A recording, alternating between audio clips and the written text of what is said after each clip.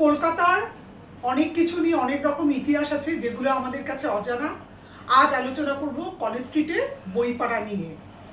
College স্ট্রিটের বইপাড়াটা কিভাবে গঠন হয়েছিল সেটারও একটা ইতিহাস রয়েছে। 1817 সালে ডেভিড হেয়ার হিন্দু কলেজ, যেটা এখন প্রেসিডেন্সি কলেজ নামে পরিচিত, সেই কলেজ এখানে গঠন করেছিলেন। তো এখানে অনেক ছাত্রছাত্রী হয়েছিল, তো তাদের তো বইয়ের দরকার পড়বে, তাই জন্য কিছু অস্থায়ী ফুটপাতের ওপর দোকান গড়ে উঠেছিল, যেখানে শুধু পাঠ্য বই আর কিছু গল্পের বই আর অন্যরকম বই বিক্রি হতো। কিন্তু সেটা যথেষ্ট ছিল না।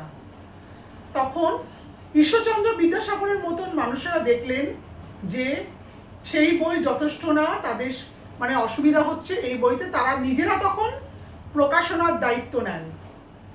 1846 থেকে 47 সালের মধ্যে তারা ঈশ্বরচন্দ্র বিদ্যাসাগর তখন নিজে একটি বইয়ের দোকান খোলেন, সংস্কৃত প্রেস ডিপোজিটার।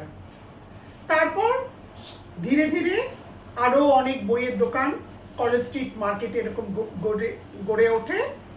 এখন তো প্রচুর ওখানে বইয়ের দোকান আছে।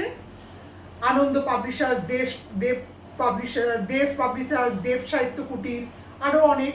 এটি এমন একটা বিরাট বড় বইয়ের বাজার কলকাতা তথা ভারত বা বিশ্বের বলতে পারেন, যেখানে অনেক দুর্লভ বা দুষ্প্রাপ্য বই অনেক কম দামে পাওয়া যায়। যেই বইগুলো আপনারা অন্য কোথাও পাবেন না, এখানে পাওয়া যায়। পুরনো বইও আছে, প্লাস নতুন বইও আছে, যেগুলো অনেক কম দামে একমাত্র এখানেও পাওয়া যায়।